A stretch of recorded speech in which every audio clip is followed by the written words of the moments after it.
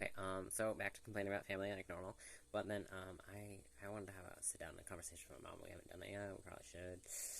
But basically, I just want to say, it's probably going to be about, okay, I'm mostly just getting out the whole rant I said in the other video. It's like about my whole deal with, how I got revenge against my dad and all that crap by not lying. And then I had dreams that he kept coming back from the dead, and it pissed me off. Especially since, like, a lot of them, it was just like, yeah. I was just super scared, and that's why I was also really happy. I was like, oh, you don't want to say goodbye, but I was like, I at least have to look at the video to make sure that he's dead and that he's dying, and I was like, yeah, he's dead. I looked at him and I was like, yep, you're dead. So I believed it, because I knew, like, even if I moved down and everything, I would have to come back. I knew when I had a funeral, I'd have to come back. And I would travel no matter the distance. I was like, I always knew it, especially when I was little, I always wanted to be a spy and everything, and I was like, even when I, like, planned my father's death and all that crap, I was like, I need to see his dead body, so we know it's real, in the casket. I was always imagining I was like a spy, I would be killing people and all this crap. I'd be assassin, all those cool things, ninja, and then I would sneak in to my father's open casket funeral, and I'd look at his body to be like, yep, he's dead. Okay, we're good, we can move on. Back to our lives and all that crap. Yeah, no, but we can't say anything back to her, especially since she was heartbroken and crazy about his death and everything. I was like, that was a while ago. But you can't say anything. But now she's like, oh, he wasn't that great. He was always insulting, and he was always really mean to me, and he was always pointing out all these flaws, and he was never nice to me, and he was never complimenting me, and he was always complaining and making fun of me for my cooking, and for my not being the house cleaning, and for my management of the kids, and not taking care of the kids properly, and all this crap. And if the kids did anything wrong, I was complaining about me, about that. I was yelling at me for crap. Just making fun of me all the goddamn time. But she taught us that he was superior and that he couldn't be insulted. And that he was a god. And that he got all the love and he would just put on a pedestal above everyone else. Yeah. So you can't say anything about him, especially when she's heartbroken, but now she's like, oh yeah, he did insult me. He was really mean and rude to me. And that wasn't okay. She's just now accepting that. She's like, yeah, I don't want to be insulted. Especially, I only know, because she only got this way because I heard her argue with Daniel, and she's like, she didn't end the sentence with, because she's like, if I wanted to be insulted and everything, then I would just, and it stops. Because the rest of the sentence is, then I would just I would still be talking about your father, I would still be living with your father, I'd still be hanging out I would just still be talking to your dead father. But she's like, he's dead now, so I don't have to deal with it. I don't have to people insulting me and complaining about me and all this crap anymore. Yeah. And apparently, so now that he's gone, some of the words that my sister's been pounding into my mom's head, they've been telling her for years, is finally sinking in and being like, oh, maybe that was bad. Maybe that wasn't a good thing. Because they were always like, and I didn't see it and I didn't understand it because it was different. And also because I always thought he was the god and superior and nothing he could do was wrong. And I was still looking up to him at the point and everything. But my sisters, they would like talk to my mom when my dad was around and be like, yeah, he's verbally abusing you. This is verbal abuse. Like, this is wrong. This is bad. You're being abused. This is not healthy. It's not normal. This is not good. And then, like, my mom didn't believe in divorce. She didn't believe in abortion either. And also, like, I'm like, I only know that there's so many of us and everything. My parents were way, way too fertile. You should be cursed with infertility. If you have the same ancestors on both sides of the family, and they're all white, and they're all clearly racist. And I knew with the family reunion and everything, okay, so we're talking about different things. No, I was like, I know, especially with the family reunion, I know how white my family is, especially since my last name in German literally means white. White bread. It's just white. Can you get any whiter than that? Exactly. And you'd be like, oh, when I went to change my name and everything, you'd be like, oh, you want to get rid of, like, the cursed, the horrible trauma and everything, you get rid of your last name. I was like, no. Too much effort. too much, just no. I was like, I would change the first medal, and I was like, I could never figure out what I would change it to. And I was like, oh, if I get married, I'll change it then. But now I'm like, no, I had to deal with all that court crap just to change it the first time. And I also saw my sister had to deal with all the court crap just to change her last name when she was getting married. And no. And then it's just even worse if you try and change it back after you get divorced. So I was like, nope, too much effort. Just not gonna bother it. I was like, just call me by his last name if I ever get married. Just let me take on their last name and use it everywhere, but don't. We just won't do it legally. But everyone will know what to call me. It's cute. Yeah, no. But yeah, this is mostly trauma. No, mostly I just wanted to say and be like honest and everything. Because I realized this a little while ago, but not that. Probably not as soon as I should have, But also, it's mostly therapy and everything. And mostly therapy, I was like, Mom, what you did was wrong, but I understand that it was all what you were taught, and you just passed down the abuse. I know that. I was like, you weren't treated good, either. I was like, I met your mother. I'm terrified of grandmother. I hate your mother. She is mean to me all the time. When she was just trying to help me, teach me with math, and I'm not at math. And she was super mean the entire time, and I hated it.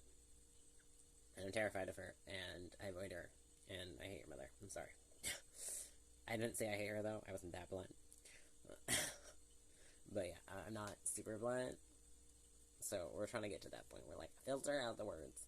But basically just being like, everything, I done blamed you for a lot of things that weren't your fault. But mostly, like, the real thing was, Mom just stood behind my father all the time. And, like, most of the time, she just nodded, and most of the time she was just silent. She just didn't do anything, and she just silently agreed with everything he did and he said. And I was like... And she just let everything happen, and I was like, oh... So I was like, oh, because you're like, oh, you're impartial and everything, so you're, like, equally as blame. And I was like, no, that's not true. It's not actually true.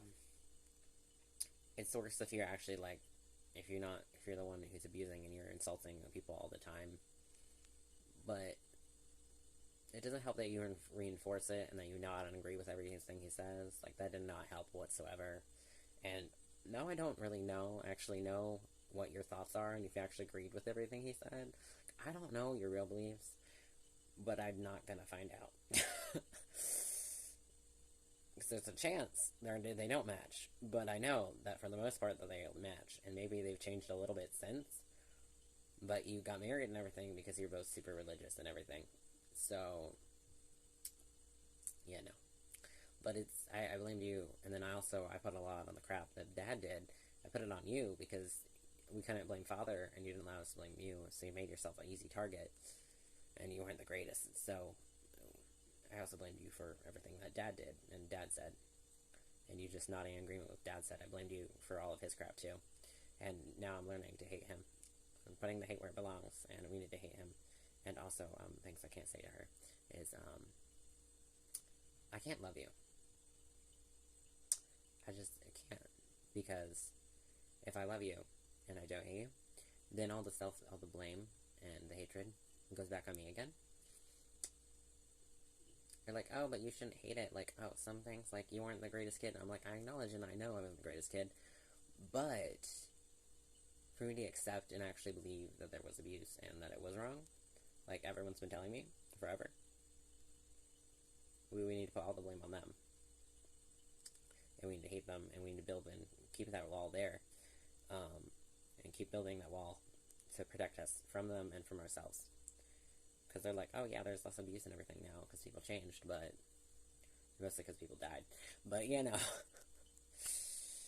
mostly because they couldn't do anything because you were too old, and they couldn't reach you, and they couldn't hurt you because you moved out, and you were no longer home, and you were always in your room doing homework and stuff, and you were always away from them, so they couldn't touch you. So yeah. They mostly were just forced to change because you grew too old, and you started fighting back verbally, and they were like, oh, if we get physical, you can fight back physically now. And they just learned because my dad lost a fight with my older brother who had schizophrenia and everything, and he's like, oh, what's the problem? and then it was problems because then he was abusing animals and crap like that. But then he's like, oh, when you get older, you can actually win a fight against me, and you can actually fight back if I try to hate you. You could actually win. And you could actually realize that this is abuse and it's not all your fault. Yeah, thanks. So, yeah, we gotta put all the blame out there, and we also gotta put all the blame and everything, all the problems, on my ancestors. And, like, I'm sorry, like, a lot of Asian cultures and other cultures, they're like, oh, you should respect and care about your elders and your ancestors. I'm sorry, that's, like, we don't do that in white culture, and for white people most of the time, and I agree, I support that, 100%. I'm sorry, if you look at our ancestors, almost all of them are just racist assholes. I was like, they killed your group, so, yeah, no. We should not look up or respect them or pay respects or care about them. No, about any of these almost not any of these white people. I was like, a few helps, yeah. A few. Probably because they were forced to, because they were like, oh, if I want to keep being friends with someone who's black or a different ethnicity, then I should probably change my views and my morals. Oh, I should probably be nicer. Oh, I shouldn't be an asshole. Maybe I shouldn't say these things. Yeah. Oh, that's a different video about change. That was another video. We can put it down. No, but, I was gonna make a bunch of videos again and everything, like last weekend, I think. But then we kind of just shut down and died because the hyper, yeah. We learned it's not mood swings. It's being hyper and depressed. So we're almost always depressed, and then that hyperness just bursts out randomly. So when so that's why I just figured this out. That's why when I'm super depressed, I'm always super low, and I'm like ranting out, and then I talk about all the depressing, all the suicide crap. And then I get all that out, and then we have, all of a sudden, spark. Just being, happy thought, funny video, funny, cute animal. And then we share it with people and everything. And we're like, ooh, cute thing, cute thing, cute thing, cute thing. Just being hyper inside. Oh, it's a different video. But I can't make it. Because I really wanted to make the cute video about being hyper. And it's usually only hyperness is usually just expressed. Usually also just like when I get really angry and then I get hyper, my hyperactivity is like, oh, we can express ourselves now? We can be hyper when we're angry, and then we don't know what to do, and then we're just like, we're just chaos everywhere. We're just exploding. Yeah. Oh, that's probably,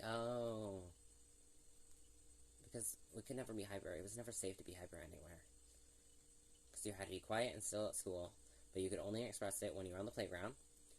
And only usually with your friend, if there was an adult around and you were playing with your friend, you couldn't usually express it, but then you could because you're like, they're hyper, and you say that they're hyper, you haven't met me yet, because I only act hyper, I'm hiding behind them. You see them crazy and hyper, so you don't know it's me, because over top, I went beyond you, because I'm my best friend, they were hyper, and then you didn't see me.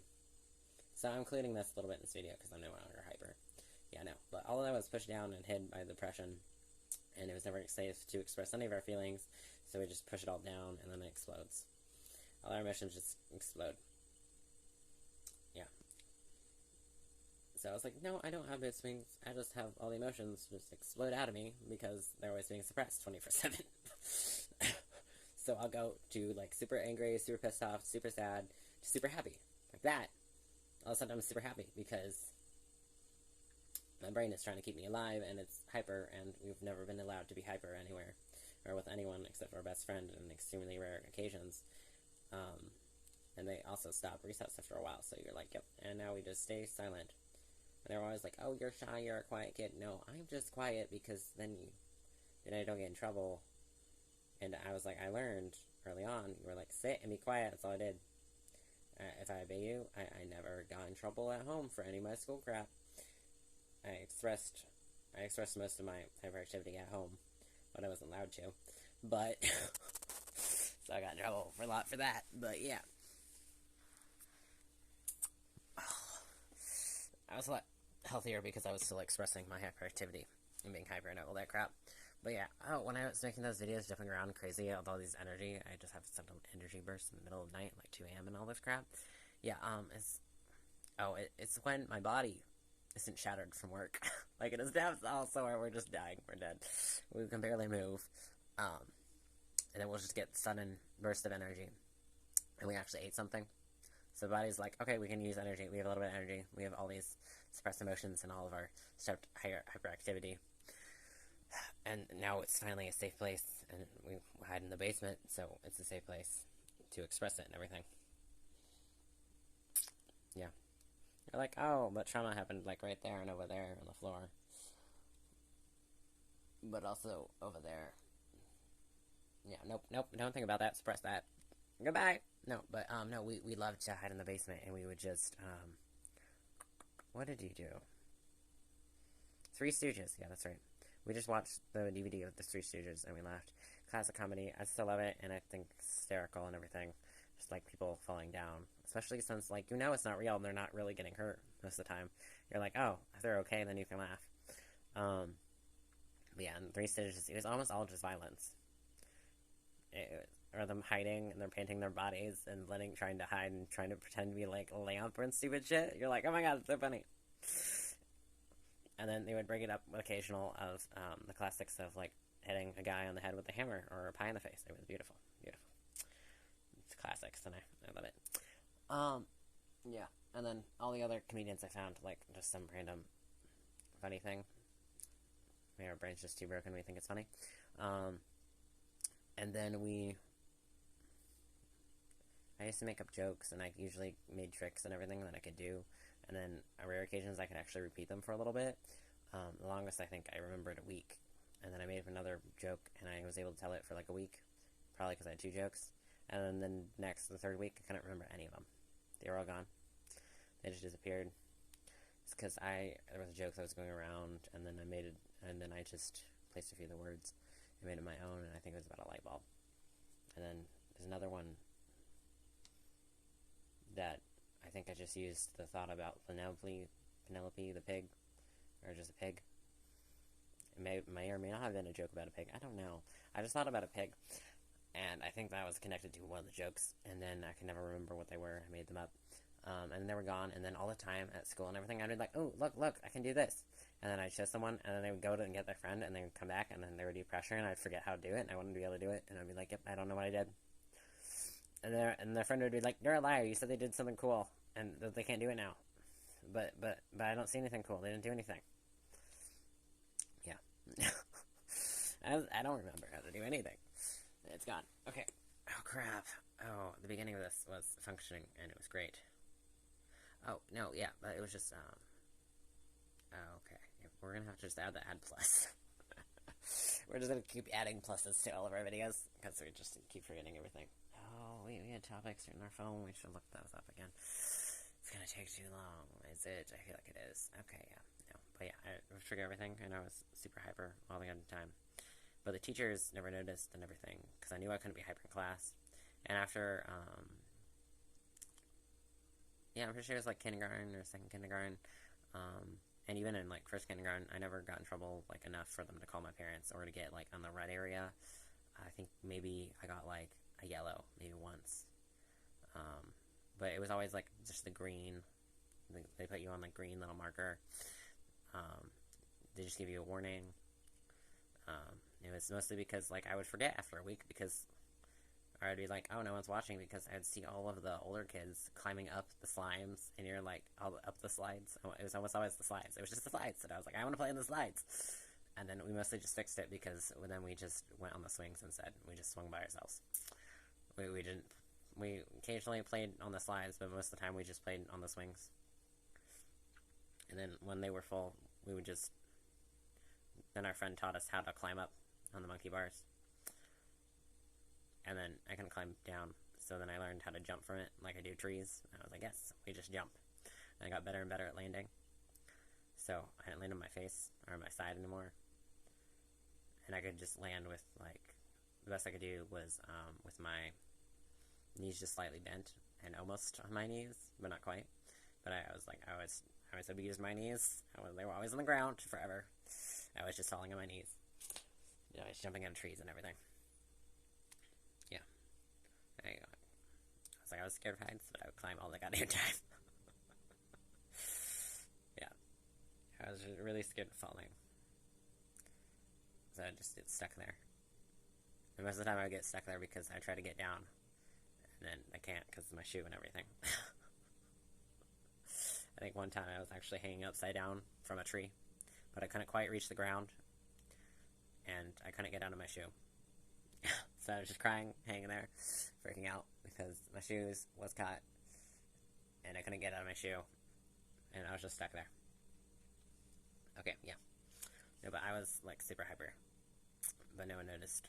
And then one time, like, we just snapped. It was a beautiful experience, I remember it, and I don't regret it one day. I got yelled at by the teacher and everything. I was late, or I missed a test, or I need more time on a test, and so did my friend. That was a mistake. They put us together in the same room, and we can just make each other laugh. We don't have to do each other, we can look at each other, and we just kept making... They think I have a great sense of humor, and I think they have a great sense of humor, but apparently some people get their sense of humor on rare occasions. Most of the time they don't, but I think they're the funniest person in the world. And then they think I'm funny, even though no one else has ever called me funny. They never think I'm funny.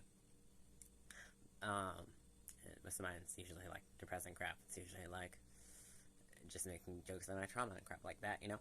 But they think I'm hilarious.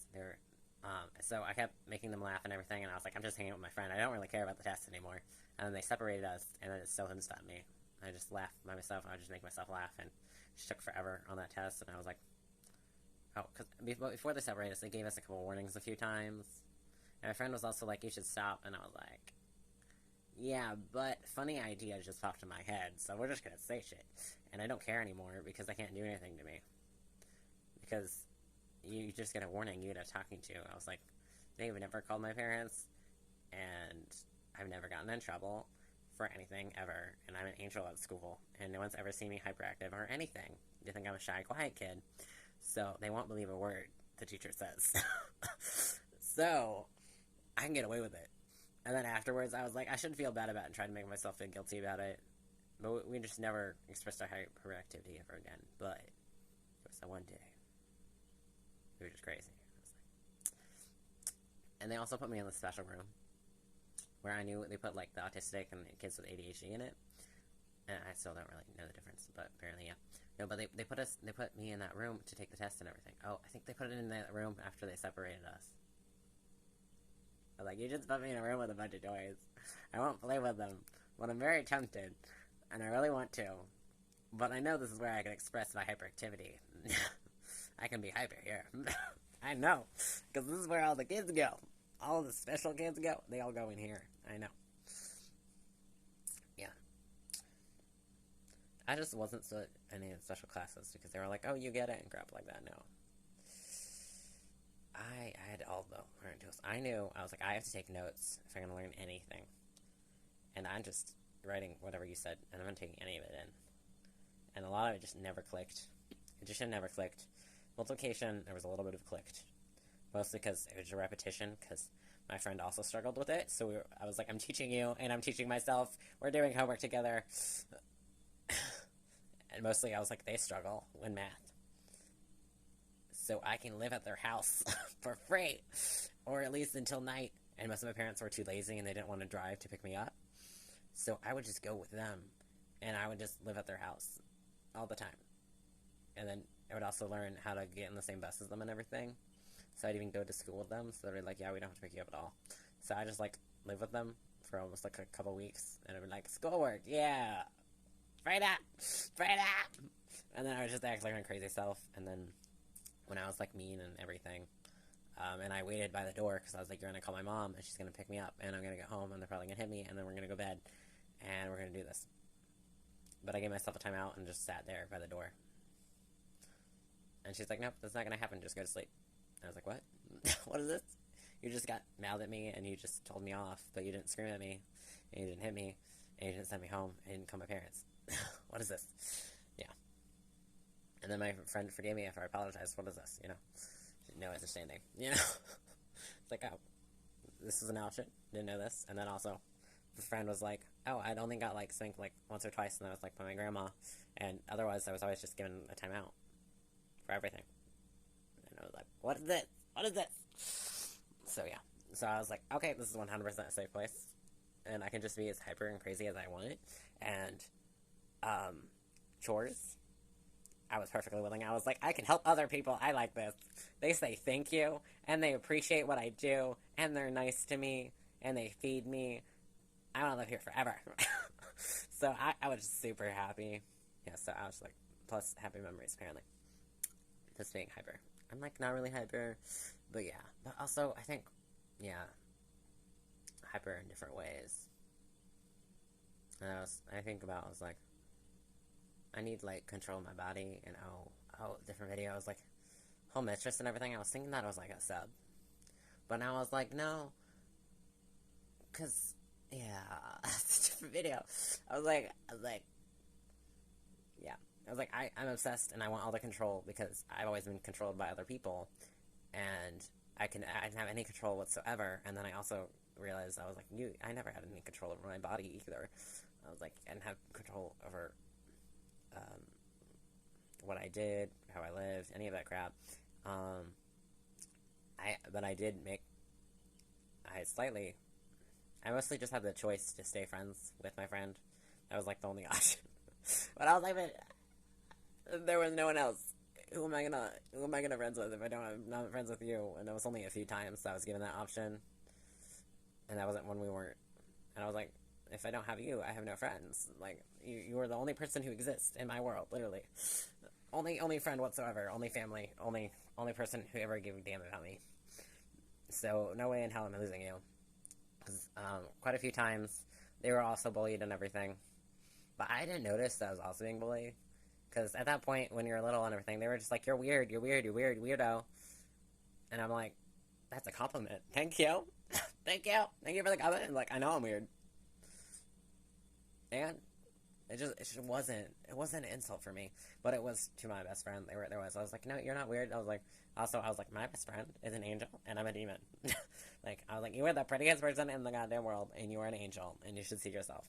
The way I see you, you don't. It's really sad. But yeah, I was like, I love you. I love you more than you love yourself. All the love that should have been towards me should have been, like, equaled out. It was all towards you. You were the only person I loved in my life. Only person. All the affection and love towards your parents and siblings. Yeah, no. All towards you. That was only person in my life. Yeah. But yeah. But, like, when everyone gang up and everyone would bully them all the time, and I was their only friend, they'd be, like, really sad and get insecure, and they would be like, and I'll erase it now, because it was really on rare occasions, because they were usually really happy, and they usually bounce back really quickly. Unlike me. So later on, when I got more and more depressed, and I was like, had to suppress more and more of my hyperactivity and everything, I was just less happy, and we could hang out less. I was like, and I was just way more depressed, and I was like, I also realized when they were bullying me, and I was being bullied all the time, and it just got too much, because they were bullying me and the crap at home, and then me in my head making everything they say worse, and repeating it over and over again, the only thing I hear, the only thing I can focus on, and the only thing I can think about. And I also have, like, no memories of anything I learned. I only remembered in 5th grade that I learned division, and I was good at it, and I passed the test pretty good, and that they changed me to a different English class because I couldn't spell. Yeah. And they put random spelling tests there.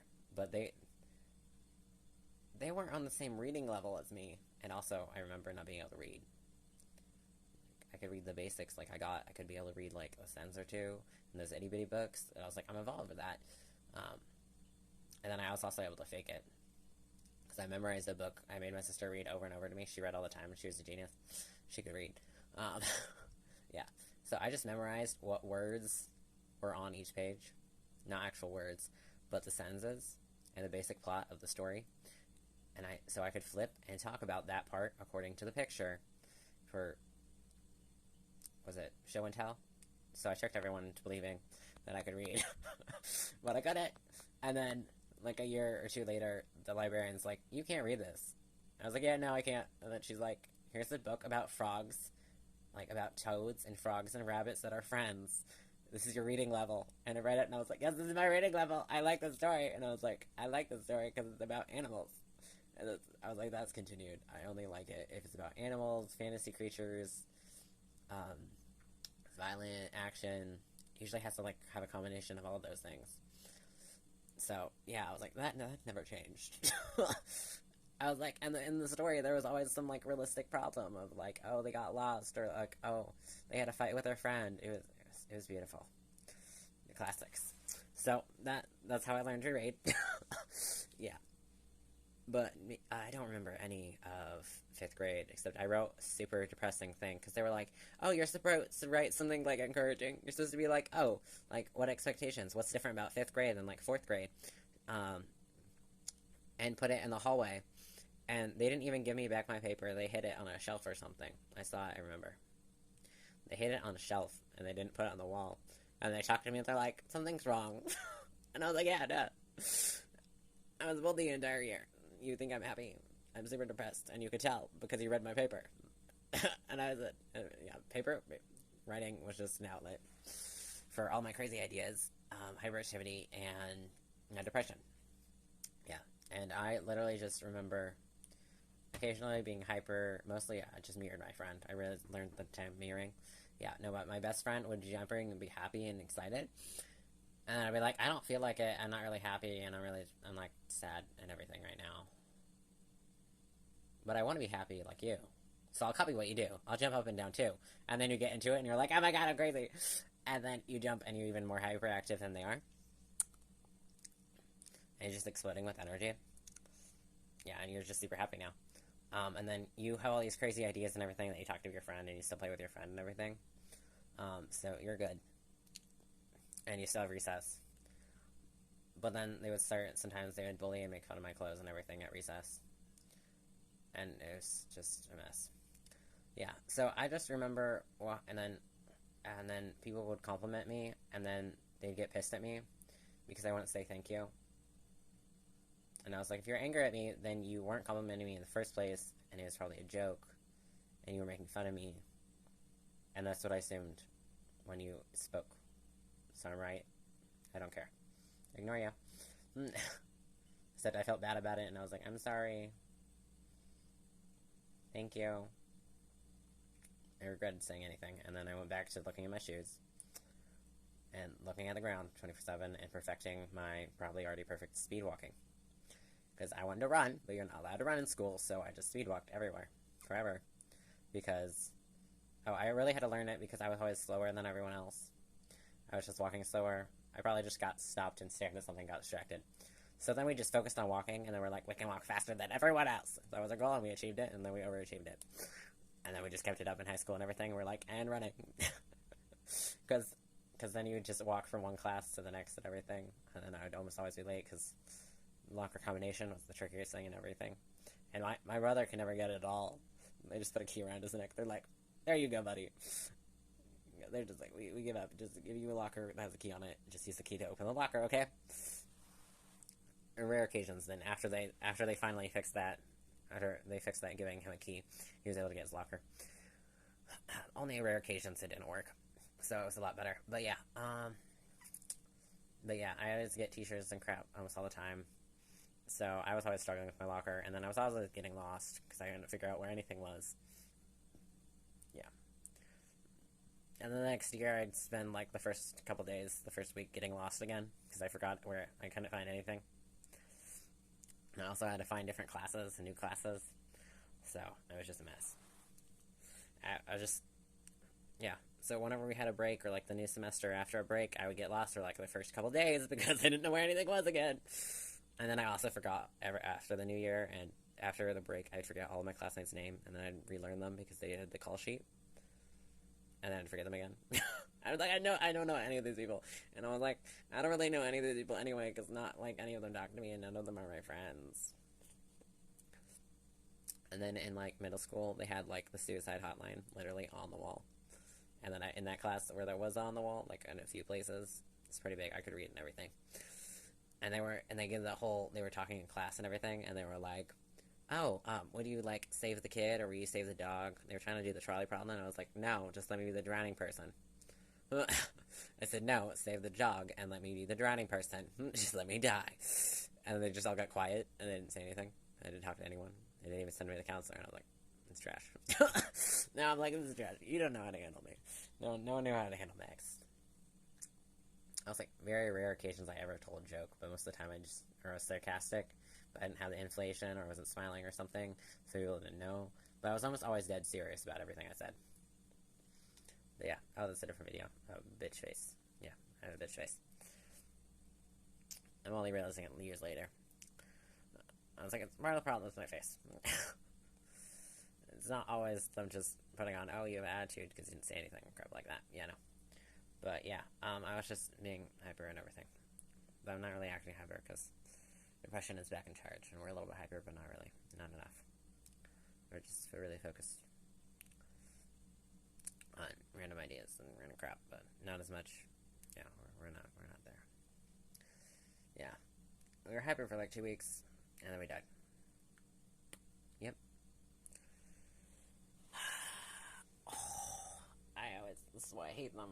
The stairs always hurt my feet, but then my feet finally got a little bit of callus, just a little bit suffer. Because I still can't gain that quite on my hands, but after years and years of being torn apart by this rubber, plastic stairs, and rocks, and gravel, and everything, just being torn apart over and over all the time, it finally got a little bit tougher. And we also just learned to ignore our feet. So if they hurt now, we don't notice. Because we learn to ignore our body more and more. And it's easier because we're always usually super depressed and our brain's trying to kill us. And then extremely rare occasions when our brain's not, our body will just die and be like, yep, now our body's trying to kill us. Mostly because it'll be like, oh, you looked at me? Yeah, you forgot to feed me. Yeah, you didn't, you keep ignoring me, and I've been in pain this entire time, and we're just gonna crush it down on you. Because you've been moving and running on energy that doesn't exist. And you've been abusing me, and we're fucking done with you. Because you're done being depressed, now you're just gonna lay broken here. Because you can't move. Because you didn't feed me, you didn't take care of me, and you didn't stretch me, and you just abused the body. We're not functioning. You're like, yeah, you have, yes, and you have stomach pain, and you have cramping and everything, probably because you didn't eat food. And you're thirsty, and you can never drink enough water, and you're always dehydrated. Yeah, you didn't drink water, remember? You drink all the water in your water bottle, and then you went pee, so all the water left your body. Now you're dying, and now you're thirsty because you showered. And showering doesn't mean you put water in your body, though. And you drink water, but then I was like, if I drink water, I'll have to pee again. And the cycle will just continue. I don't understand the point of doing anything, and I don't understand, and I'm like, I don't get it. Why can't I just feed my body once and be done? And this is what I do. I drink water like once, and I'm done for the day, and feed my body once, and we're done for the day. Or why do we have to do more than that? It doesn't make any sense. You eat one time, and then you're done. And you never eat breakfast, because there's no point. Because if you eat breakfast, you'll feel nauseous. If you don't eat breakfast, you'll feel nauseous. So, do you want to throw up? Or, choke and actually have something to come up? Or do you want to go on nothing? Yep, exactly. Okay, yeah, no. I think I talked about everything. Yeah. That's it, bye.